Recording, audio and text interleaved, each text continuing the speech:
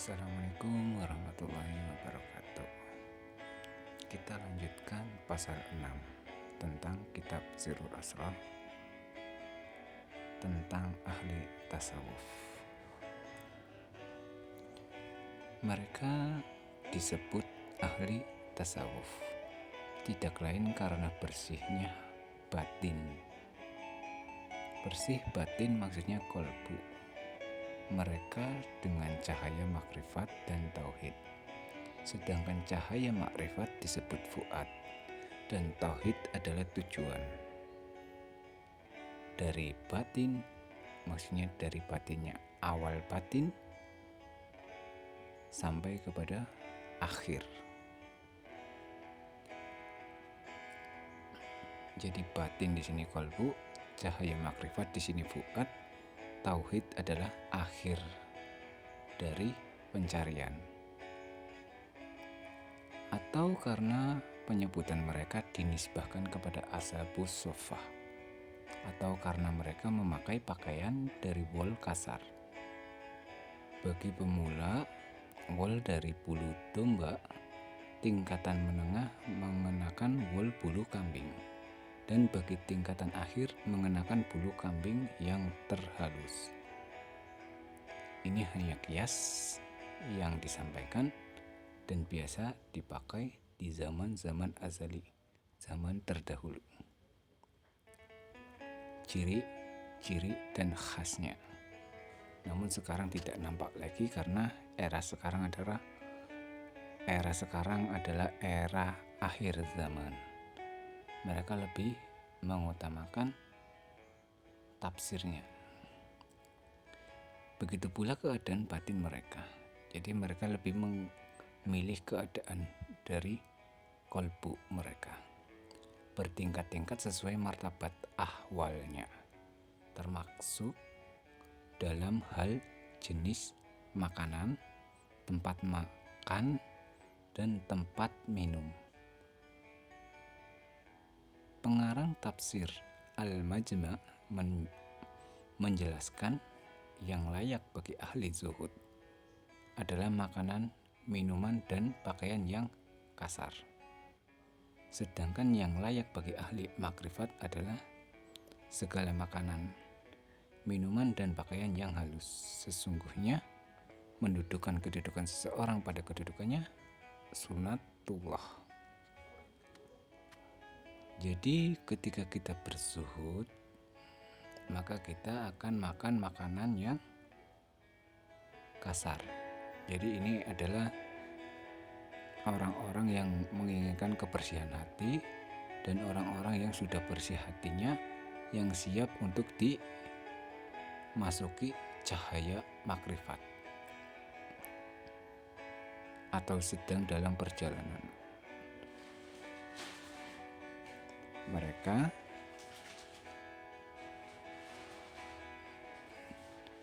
biasa memakan makanan yang kasar.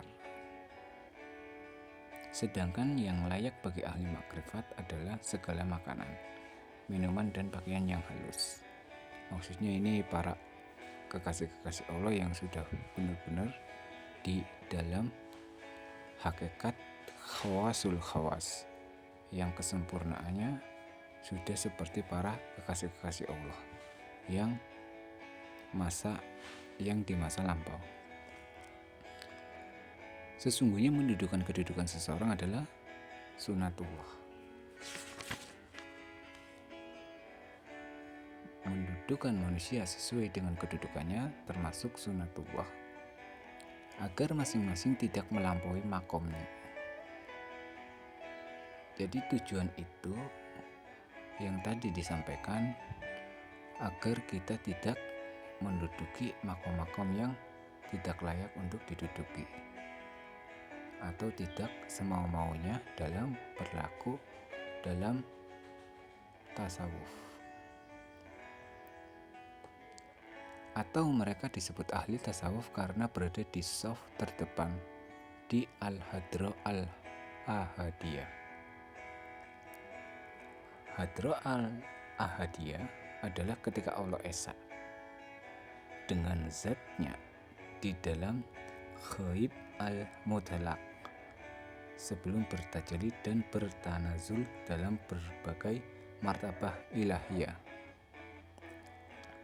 Jadi hadroh ahadiyah adalah ketika Allah Subhanahu wa Ta'ala esa dengan zatnya di dalam ghaib al-mutlaq. Ghaib al-mutlaq di sini maksudnya adalah di dalam kedudukan makom, sehingga mereka sampai kepada haira ahadiyah dan mereka paham tentang perkara yang disebutkan, tentunya tentang kedudukan makom itu sendiri. Lafaz tasawuf terdiri dari 4 huruf, yaitu ta, sod, waw, dan fa. Huruf ta dari kata at-taubah atau tobat yang terbagi 2, yaitu tobat lahir dan tobat batin. Tobat lahir adalah manusia dengan seluruh anggota badannya tobat dari dosa dan sifat tercela kembali kepada ketaatan. Taubat dari melawan perintah Allah kembali pada kepatuhan, baik dalam perkataan maupun perbuatan. Adapun taubat batinnya ialah seseorang dengan segala aktivitas batinnya. Taubat dari penentangan batin kembali pada ketundukan batin dengan selalu membersihkan kolbu.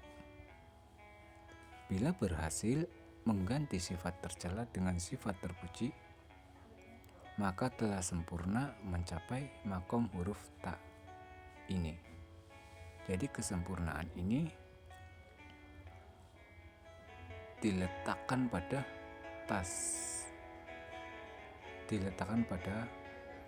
huruf pertama, yaitu ta, yang berarti taubat. Taubat di sini bukan hanya taubat lahiriah, namun taubat di sini adalah taubat lahir dan batin, sehingga si hamba harus taat dan tekun.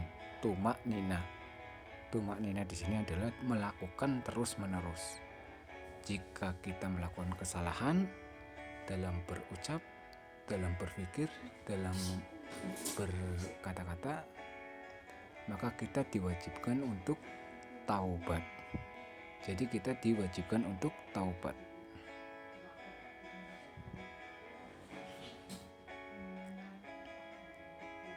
Jadi wajib di sini hukumnya untuk bertaubat. Ibaratnya sunnah yang diwajibkan, sehingga disebut dengan taib, orang yang taubat. Adapun huruf shod dari kata safa yang artinya bersih. Bersih terbagi 2, bersih kolbu dan bersih rasa. Bersih kolbu artinya membersihkan kolbu dari noda-noda manusiawi, seperti kegemaran yang mencokol dalam kolbu, seperti banyak makan, banyak minum, banyak tidur, banyak bicara, banyak membahas keduniawian, seperti bekerja yang berlebihan, bersetubuh dengan berlebihan, juga berlebihan dalam menyayangi anak dan keluarga, dan sikap berlebihan lainnya seperti memelihara hewan, mencintai hewan, atau yang lainnya yang muncul dari hawa nafsu terlarang. Membersihkan kolbu dari noda-noda ini tidak dapat dilakukan kecuali dengan melazimkan zikir yang didapat dari talqin. Awalnya dengan zikir nyaring hingga mencapai makom hakikat, sebagaimana diisyaratkan dalam firman Allah Subhanahu wa Ta'ala. Sesungguhnya orang-orang yang beriman itu adalah mereka yang apabila disebut nama Allah gemetar kolbunya, gemetar mereka. Quran Surat Al-Anfal ayat 2. Jadi kebiasaan ngobrol yang gak penting, urusan-urusan dunia, itu kita tinggalkan sebagai pemenuhan huruf sa, agar melengkapi kalimat ta menjadi tasa. tertawa berlebihan. Kan Rasulullah pernah bersabda, seandainya jika kalian menjadi aku, kalian akan lebih banyak menangis daripada tertawa. Jadi kalimatnya tertawa, bukan tersenyum. Kalau tersenyum boleh-boleh saja, asal jangan senyum-senyum sendiri.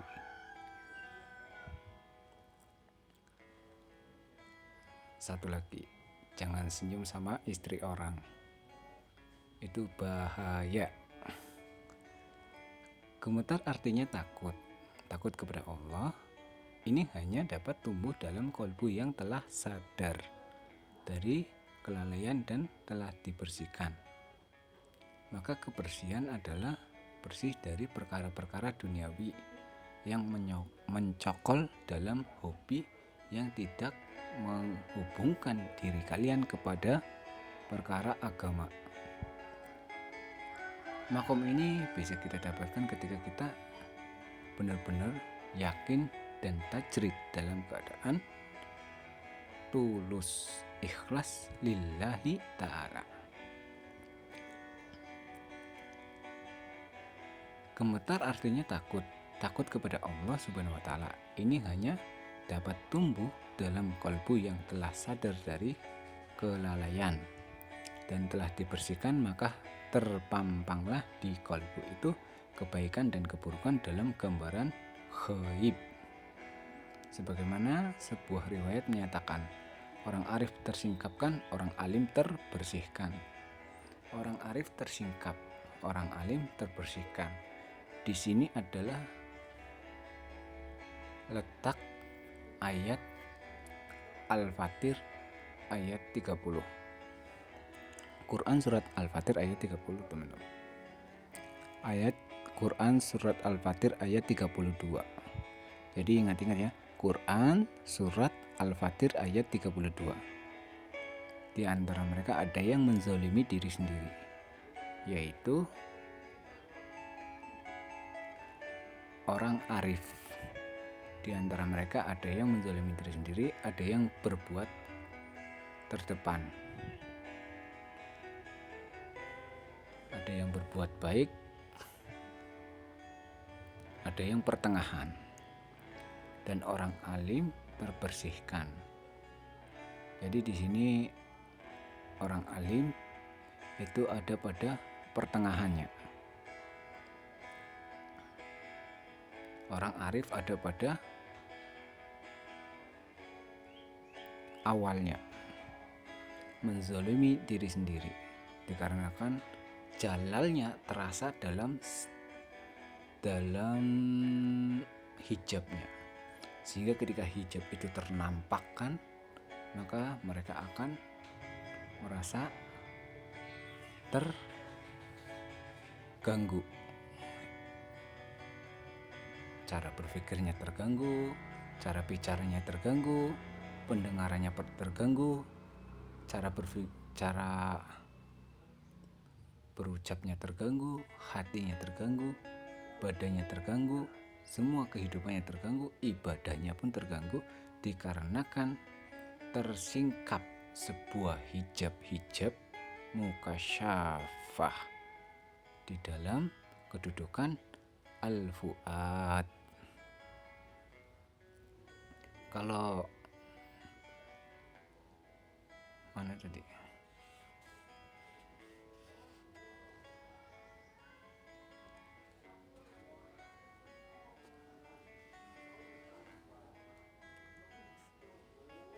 Kalau orang alim yang terbersihkan, itu maksudnya adalah makom di mana orang alim duduk pada fana fil ustad atau fana fil syekh. Tapi kalau fana fil syekh itu maksudnya kepada orang arif. Ini masuk kepada fana fil ustad. Fana fil ustad.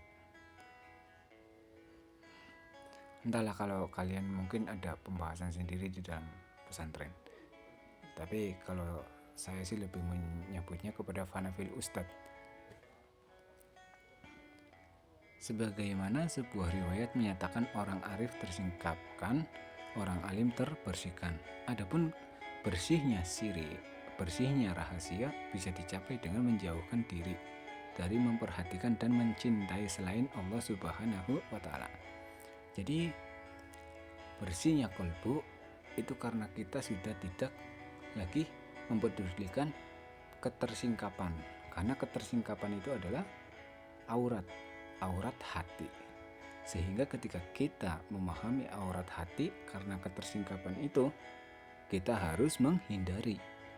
Karena yang harus didekatkan bukan hati ke hati, yang harus didekatkan kepada Allah agar kita selalu dekat kepada Allah adalah mendekatkan hati kita kepada Sang Fuad, sehingga pantulan Jamalullah itu sampai kepada cahayanya yang disebut dengan titik terang.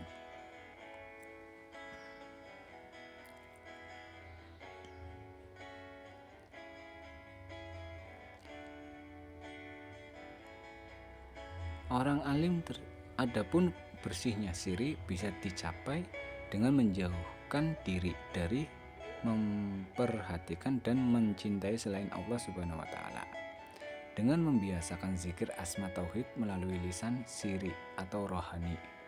Jika pembersihan ini telah berhasil, maka seseorang telah mencapai makom huruf shod.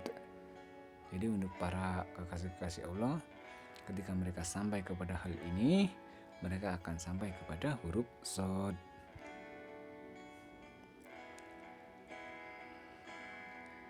Jadi lisan siri ini bisa dicapai dengan menjauhkan diri dari memperhatikan dan mencintai selain Allah. Maksudnya adalah tajrid, teman-teman. Ketika mereka mampu tajrid dan mampu menyendiri, mencari kesendirian dalam diri mereka, dan mereka terus fokus pada hak-hak Allah, maka mereka akan bisa disebut orang yang berhasil. Maka seseorang telah mencapai makom huruf shod, sehingga mereka disebut orang yang sudah sampai kepada huruf shod, hakikat kedua dari perkara tasawuf. Adapun huruf waw diambil dari lafal al-wilayah atau kewalian, yang muncul dari tasfiyah, pembersih kolbu. Allah Subhanahu wa Ta'ala menyinggung dalam firman-Nya, ingatlah, wali-wali Allah itu tidak ada rasa takut pada mereka, dan mereka tidak bersih hati. Quran Surat Yunus ayat 62. Buah kewalian adalah berakhlak dengan akhlak Allah Subhanahu wa Ta'ala, sebagaimana sabda baginda Nabi besar Muhammad SAW, berakhlaklah kalian dengan akhlak Allah. Berakhlaklah kalian dengan akhlak Allah. Berakhlak dengan akhlak Allah adalah menerapkan kalimat Asmaul Husna dan menjadikan kalimat Asmaul Husna itu sebagai sifat, sehingga sifat itu menjadi penyampaian dalam keseharian kita.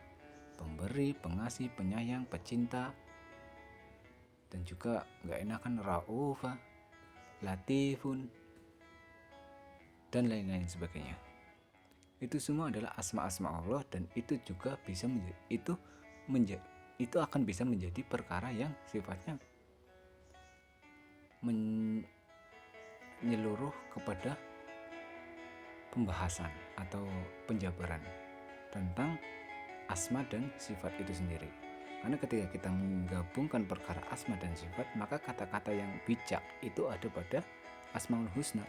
Semua, ya cinta, ya sayang, ya rindu, ya kasih, ya Rahman, ya Rahim, yang lembut, yang baik, yang besar, yang maha besar, yang merajahi, itu semuanya ada di asma Allah. Dan itu kalau kita paham semua dan kita terapkan dalam lisan kita, maka itu akan menjadi kata-kata bijak, dan ketika keluar lewat lisan kita, maka tidak akan ada yang mendustakan kecuali orang-orang yang lalai.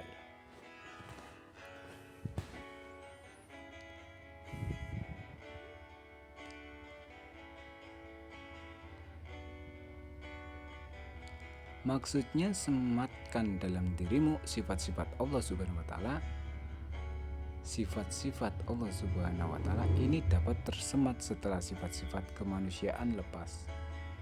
Allah Subhanahu wa Ta'ala berfirman dalam hadis qudsi, jika aku telah mencintai hamba, aku akan menjadi pendengarannya, penglihatannya, lidahnya, tangannya, dan kakinya.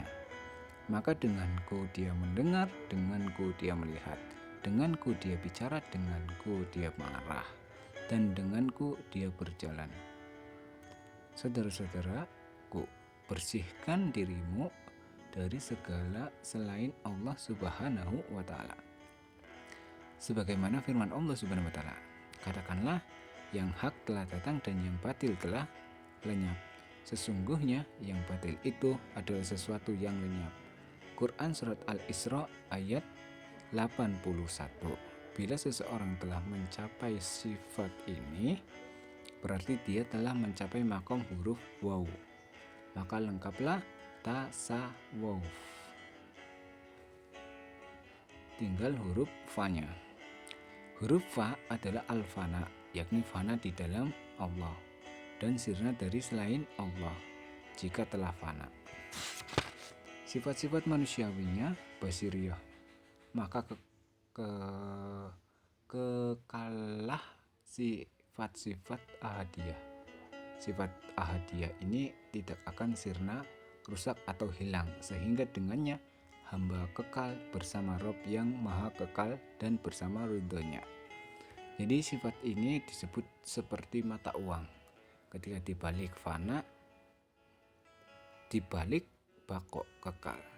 Fananya kita menjadi kekekalan untuk Allah. Kekalnya kita menjadi kefanaan untuk makhluk. Jadi kedekatan itu tidak bisa dibayangkan dan tidak bisa digambarkan oleh perkara ataupun dinilai dengan perkara-perkara yang sifatnya kediri. Karena itu sifatnya bukan untuk penjabaran. Itu hanya bisa dilalui, dirasakan. Ketika ada orang mengatakan A, B, C, D, itu kan perkara yang sifatnya di luar. Sedangkan perkara yang fana dan bako itu sifatnya adalah kehampaan dan kekekalan.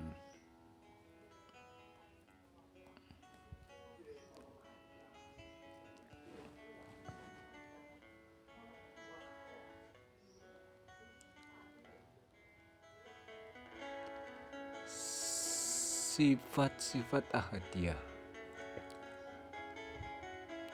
maka kekalah sifat-sifat ahadiyah. Sifat ahadiyah ini tidak akan sirna, rusak atau hilang, sehingga dengannya hamba kekal bersama Rabb yang maha kekal. Bako kekal di dalam kesadaran yang lain. Orang yang fana dari menggunakan makhluk, maka ia kekal di dalam penggunaan Allah Subhanahu wa Ta'ala.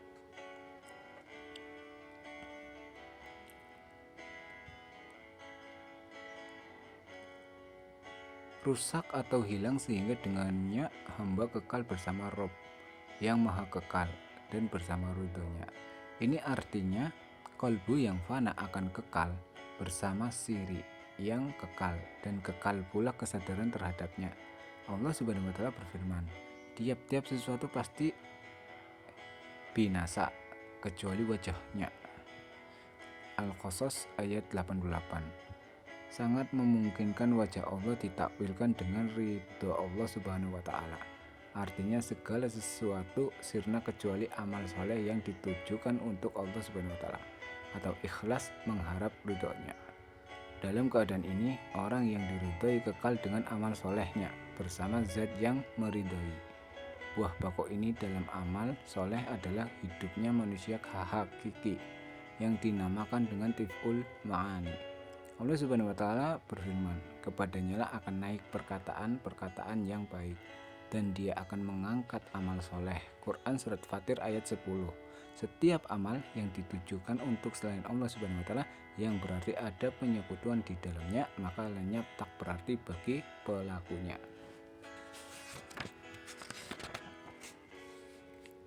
Bila fana di dalam Allah Subhanahu wa Ta'ala telah sempurna, maka hasilnya kekal di alam kurba. alam yang digambarkan Allah Subhanahu wa taala dalam firman-Nya di tempat yang disenangi di sisi Tuhannya yang Maha Kuasa. Quran Surat Al-Qamar ayat 55. Itu merupakan tempat makom para nabi dan para wali, yakni di alam lahud. Allah Subhanahu wa taala berfirman, dan bersamalah as-sadiqin, orang-orang yang benar. Quran Surat At-Taubat ayat 119. Jika yang baharu hadis menyatu dengan yang qadim, maka wujud baharu tidak kekal. Seorang ahli syair berkata, sifat zat dan af'al semuanya qadim dan terjaga dari kemusnahan. Bila fananya telah sempurna, maka sufi akan kekal bersama al-haq selamanya. Sebagaimana disinggung dalam firman Allah Subhanahu wa taala, Allah bersama orang-orang yang sabar. Quran Surat Al-Baqarah ayat 249.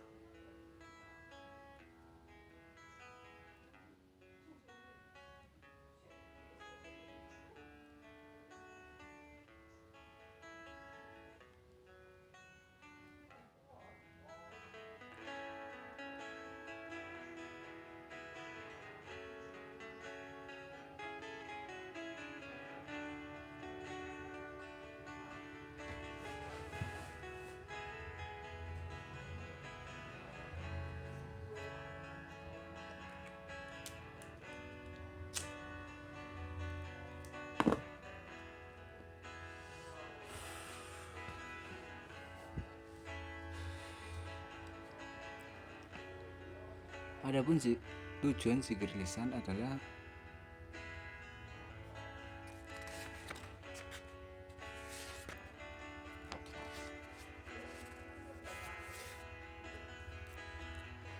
pasal 7 tentang zikir. Allah Subhanahu wa taala telah memberi petunjuk kepada orang-orang berzikir dengan firman-Nya, dan berzikirlah dengan menyebut Allah Subhanahu wa taala sebagaimana Allah Subhanahu wa taala telah memberikan petunjuk kepada kalian, yakni memberi petunjuk pada martabat-martabat zikir kalian. Dan baginda Nabi Muhammad SAW bersabda, kalimat paling utama yang aku ucapkan dan yang diucapkan nabi-nabi sebelumku adalah la ilaha illallah.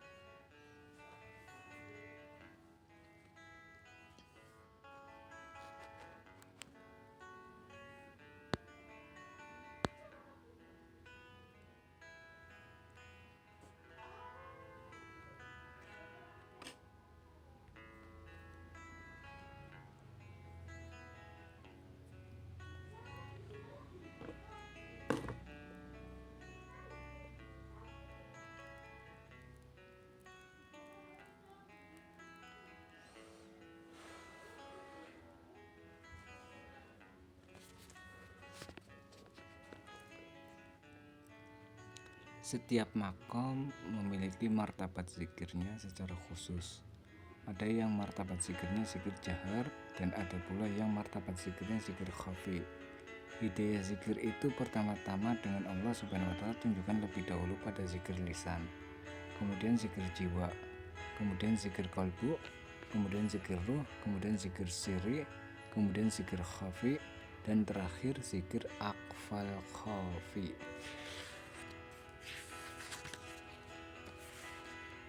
Tujuan zikir lisan adalah mengingatkan kalbu ketika lupa mengingat Allah. Zikir jiwa ialah zikir yang tidak bisa didengar tanpa huruf dan suara. Tujuan zikir lisan adalah mengingat kalbu ketika lupa mengingat Allah. Muhaddaroh. Zikir jiwa ialah zikir yang tidak bisa didengar tanpa huruf dan suara. Musyahadah. Ia hanya bisa disadari dengan indera dan aktivitas batin. Musyahadah. Zikir kalbu adalah mencari di kedalamannya akan jalal dan jamalnya Allah Subhanahu wa Ta'ala. Ini adalah penyaksian cahaya tajalli. Sedangkan buah zikir ruh adalah untuk menyaksikan cahaya tajalli.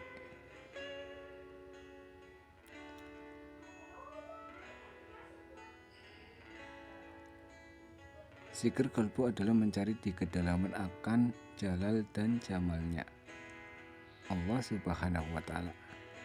Jadi zikir ini adalah zikir mengingat tentang kebesaran Allah dan keindahan Allah. Sedangkan buah zikir ruh adalah untuk menyaksikan cahaya tajalli sifat. Cahaya tajalli sifat di sini adalah maksudnya asma yang ada pada 20 sifat wajib bagi Allah.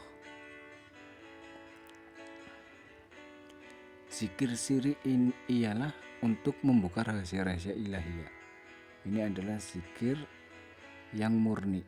Jadi zikir ini hakikat murni yang dia hanya bisa dirasakan oleh diri yang sendiri. Zikir murni inilah yang sesungguhnya, yang ketika kita mengatakan Allah berfirman, Rasulullah bersabda, Allah berfirman, Rasulullah bersabda, yang kita dapat dari para syekh atau orang-orang terdahulu, orang-orang yang sudah meninggal atau orang-orang yang dulu pernah kita ikuti ilmunya tentang rahasianya. Adapun zikir khafi ialah untuk fokus pada cahaya keindahan zat yang maha tunggal di maq'adi siddiqin inda malikuin muqtadir alam ahadiyah. Adapun zikir akfal khafi ialah melihat hakikat hakul yakin dan tidak ada yang mengetahuinya kecuali Allah Subhanahu wa Ta'ala. Allah Subhanahu wa Ta'ala berfirman, Allah mengetahui siri rahasia dan akhfa yang lebih samar. Quran Surat Toha ayat 7. Inilah alam yang paling puncak dan tujuan yang paling akhir. Ketahuilah bahwa ada roh lain yang lebih lembut dari semua roh, yaitu anak maknawi, yaitu tif'ul ma'ani. Ia adalah sesuatu yang halus lembut yang melalui segala potensi yang dimiliki ruh mengajak kembali kepada Allah Subhanahu wa Ta'ala. Para wali berkata bahwa roh ini tidak dimiliki oleh setiap orang, tapi hanya dimiliki orang-orang khawas. Sebagaimana disinggung dalam firman Allah Subhanahu wa Ta'ala, Allah menetapkan ruh atas perintahnya kepada siapa yang dia kehendakinya di antara hamba-hambanya. Quran Surat Ghafir ayat 15. Roh ini selalu sadar di alam al-qudrah dan menyaksikan zat di alam hakikat. Ia tidak berpaling kepada selain Allah Subhanahu wa Ta'ala sama sekali, sebagaimana disinggung begini Nabi besar Muhammad SAW dalam sabdanya, dunia haram mengingatnya bagi ahli akhirat, akhirat haram mengingatnya bagi ahli dunia, dunia dan akhirat haram mengingatnya bagi ahlullah. Roh ini disebut tif'ul ma'ani. Jalan untuk sampai kepada Allah Subhanahu wa Ta'ala adalah dengan menuntun jasad mengikuti jalan lurus Sidratul Muntaha, yakni dengan mematuhi semua hukum syariat, baik siang maupun malam. Sedangkan dawam zikir dengan lirih maupun nyaring adalah wajib bagi para pencari Allah Subhanahu wa Ta'ala. Sebagaimana disinggung dalam firman-Nya, orang-orang yang mengingat Allah dalam keadaan berdiri atau duduk atau dalam keadaan berbaring dan mereka memikirkan tentang penciptaan langit dan bumi. Quran Surat Al-Imran ayat 191. Orang-orang yang mengingat Allah dalam keadaan berdiri atau duduk atau dalam keadaan berbaring dan mereka memikirkan tentang penciptaan langit dan bumi. Tafakkur.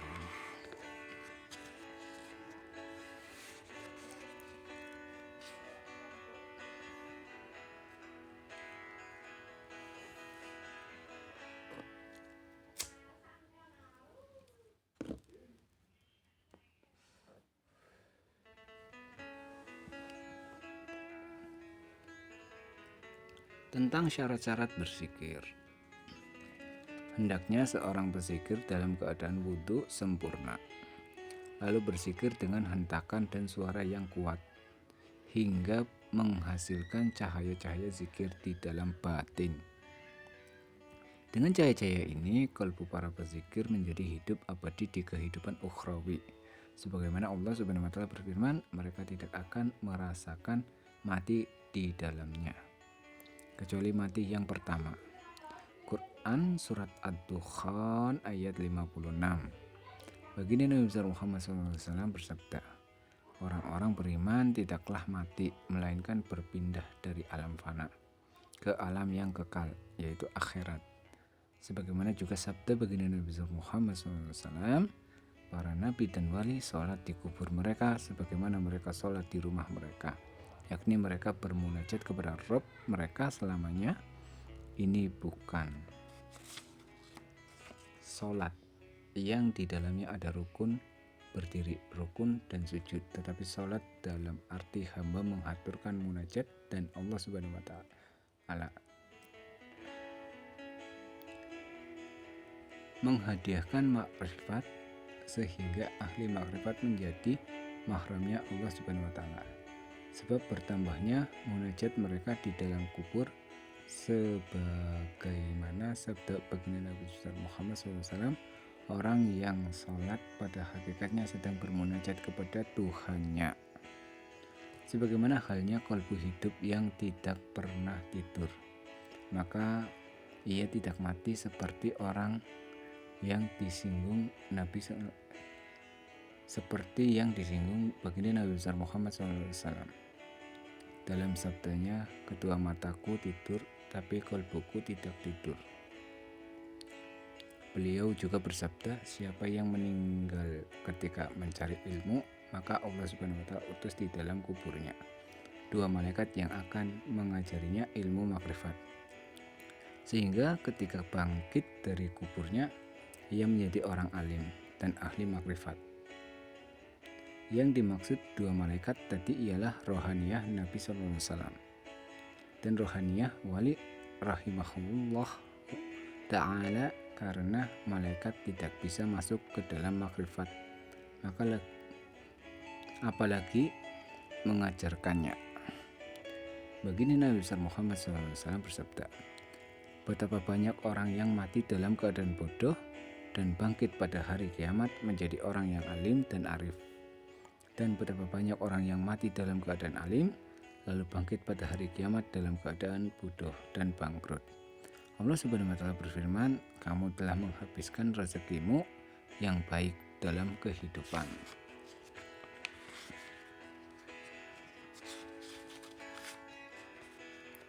duniawimu dan kamu telah bersenang-senang dengannya. Maka pada hari ini kamu dibalas dengan azab yang menghinakan. Quran Surat Al-Ahqaf ayat 20. Baginda Nabi besar Muhammad SAW bersabda, sesungguhnya amal-amal itu bergantung pada niatnya.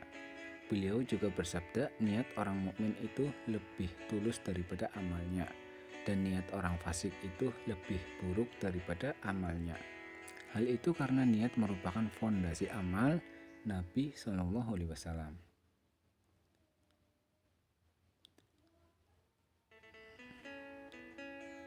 Baginda Nabi besar Muhammad SAW bersabda, membangun kebenaran di atas kebenaran adalah benar. Membangun kerusakan di atas kerusakan adalah rusak. Allah Subhanahu wa Ta'ala berfirman, siapa yang menghendaki keuntungan di akhirat, akan kami tambah keuntungan itu baginya. Dan siapa yang menghendaki keuntungan di dunia, kami berikan kepadanya sebagian dari keuntungan dunia. Dan tidak ada baginya suatu bagian pun di akhirat. Quran Surat Asy-Syura ayat 20.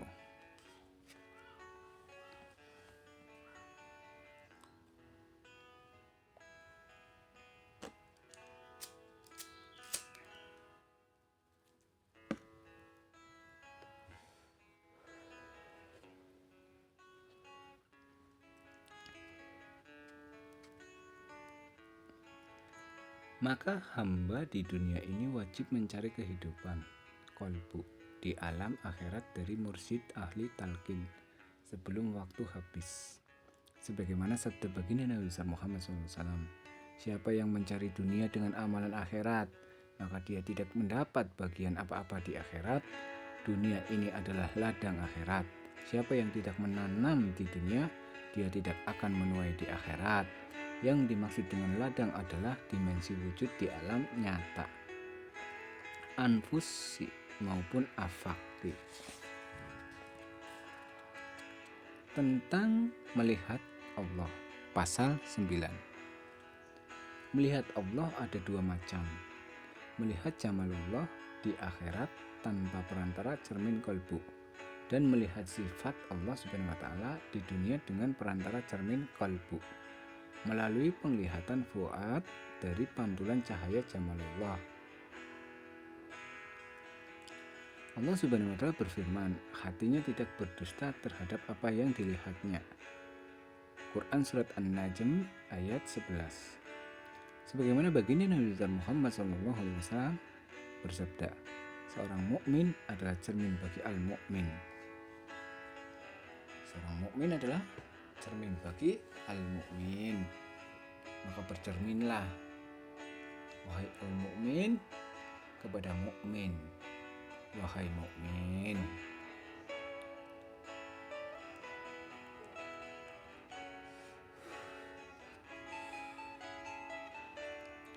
kata mukmin yang pertama pada hadis ini adalah qalbu hamba Allah yang mukmin.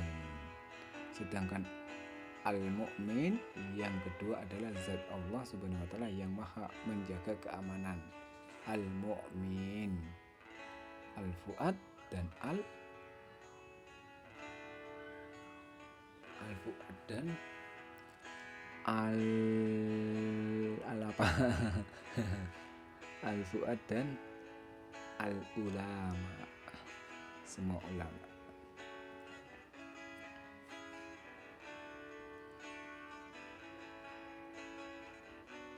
Allah Subhanahu wa Ta'ala berfirman, yang maha sejahtera, yang menjaga keamanan, pemelihara keselamatan.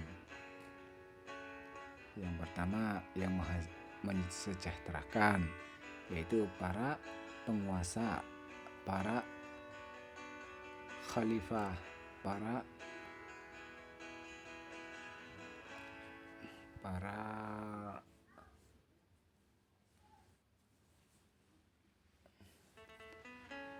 pemimpin.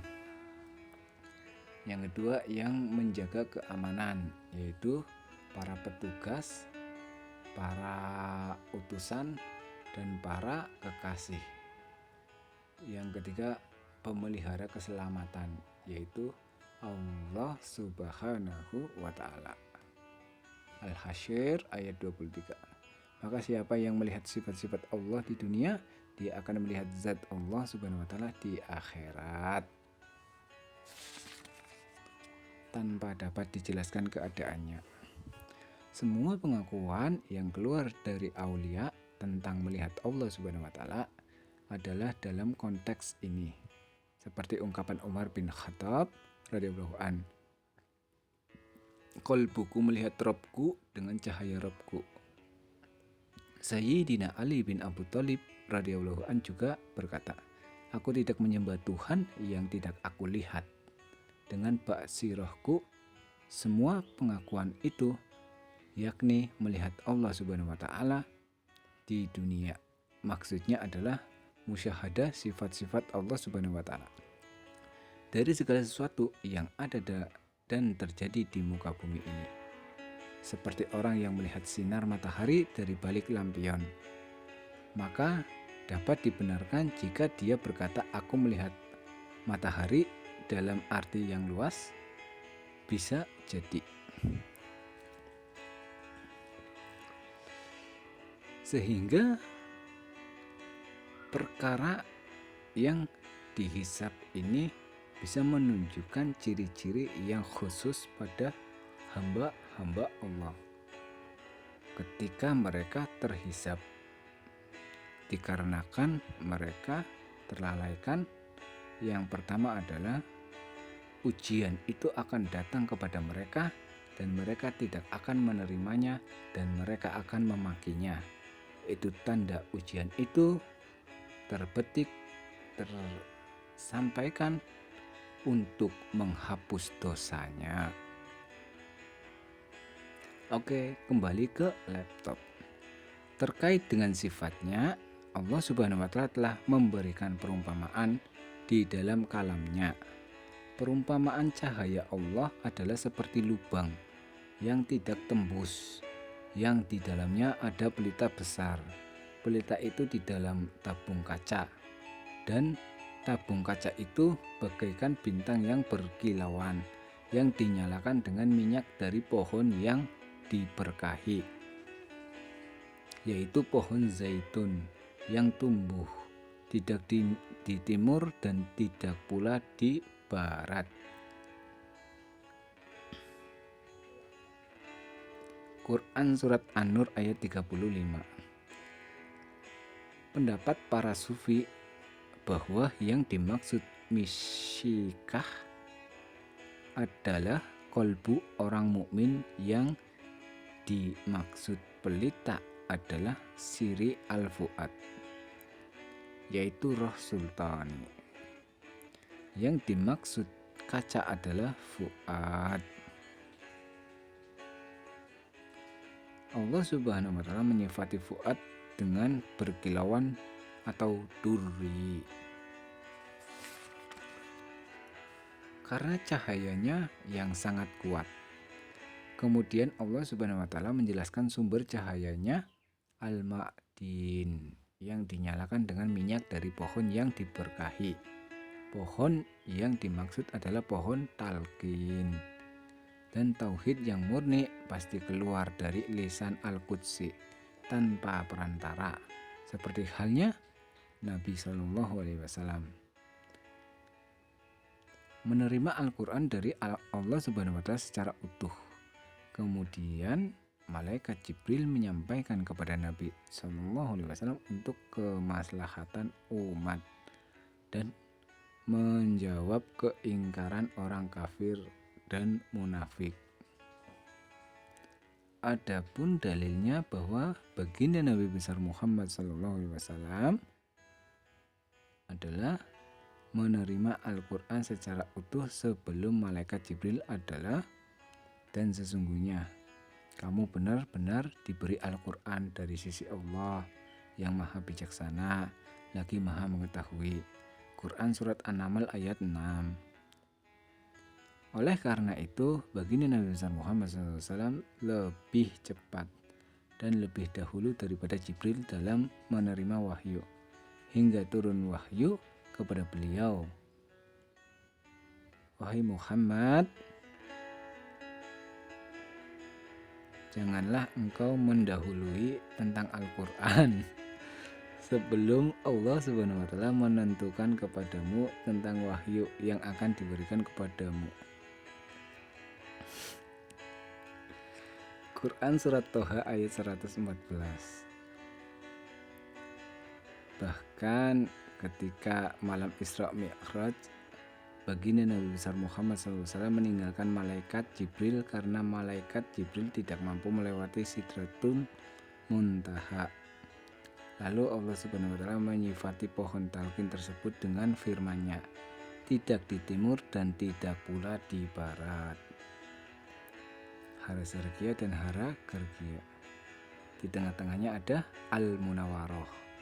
Artinya tidak dibatasi oleh sifat baharu dan tiada serta sifat muncul dan hilang, karena tidak bisa diungkapkan di barat atau di timur, tidak juga di belakang, tapi ada di hadapan.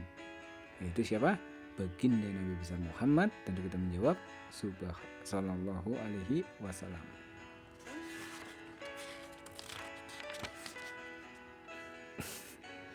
Melainkan azali dan tidak hilang selamanya, sebagaimana zat Allah yang wajibul wujud, maha qadim yang azali, kekal dan abadi.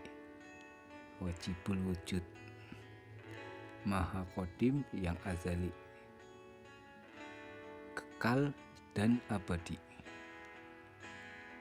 Begitu pula dengan sifat-sifat Allah Subhanahu wa Ta'ala, karena ia termasuk cahaya Allah Subhanahu wa Ta'ala dan tajallinya yang selalu bersama dengan zatnya,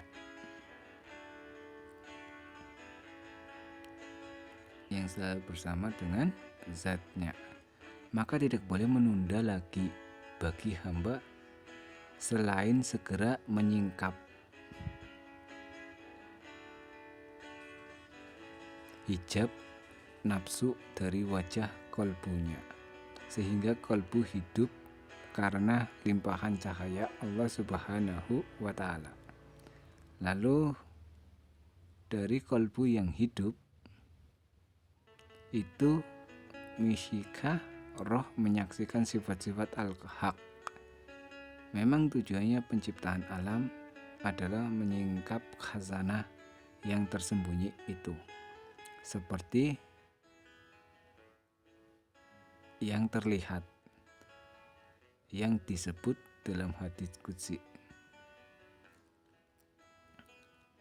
Pada awalnya aku adalah khazanah tersembunyi, lalu aku ingin diketahui, maka aku menciptakan makhluk agar mereka mengenalku, yakni agar mereka mengenal sifat-sifatku di dunia. Melihat zat Allah Subhanahu wa Ta'ala itu akan terjadi di akhirat tanpa perantara, cermin kolbu, dengan pandangan siri, tiful ma'ani. Allah Subhanahu wa Ta'ala berfirman, wajah-wajah orang-orang mukmin pada hari itu berseri-seri. Kepada Tuhannya mereka melihat. Quran Surat Al-Qiyamah ayat 22-23. Baginda Nabi besar Muhammad SAW bersabda, aku melihat Tuhanku dengan rupa seorang anak muda yang tampan. Maksud dari anak muda yang tampan adalah tiful ma'ani. Allah Subhanahu wa Ta'ala bertajalli dengan rupa ini di dalam cermin ruh tanpa ada perantara antara yang bertajalli dan yang melihat tajalli. Ditakwilkan seperti itu sebab Allah Subhanahu wa Ta'ala suci dari memiliki rupa, memiliki materi dan fisik khusus. Rupa adalah terlihat di dalam cermin, bukan cermin dan bukan yang bercermin. Pahamilah, sebab ini adalah rahasia yang sangat dalam. Cara melihat seperti ini terjadi di alam sifat, bukan di alam zat. Sebab di alam zat semua perantara musnah dan tidak ada, yang ada di sana hanya Allah Subhanahu wa Ta'ala.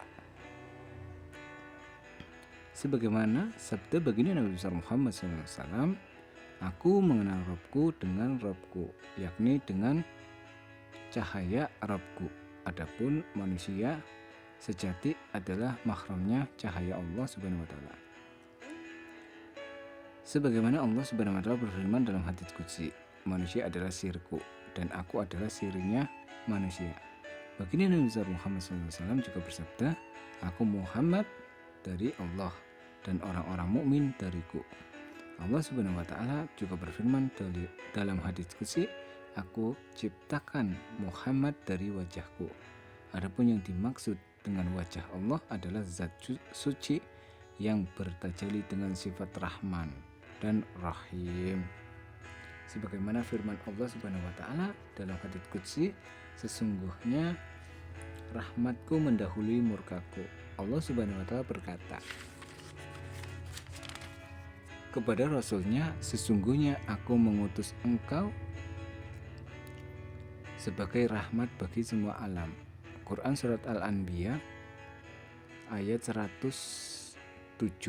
Allah Subhanahu wa taala juga berfirman, telah datang kepada kamu sekalian cahaya yakni Nabi Muhammad SAW dan kitab yang menjelaskan. Al-Quran maksudnya Al-Quran. Al-Maidah ayat 15. Dalam hadis qudsi, Allah Subhanahu wa taala berfirman, jika bukan karenamu Muhammad SAW, maka aku tidak akan menciptakan alam semesta. Segala sesuatu yang baik datangnya dari Allah, dan segala sesuatu yang salah itu karena bangsa manusia biasa yang tidak sempurna. Jadi jika ada salah kata, maka maafkanlah. Wabillahi taufiq wal hidayah. Assalamualaikum warahmatullahi wabarakatuh.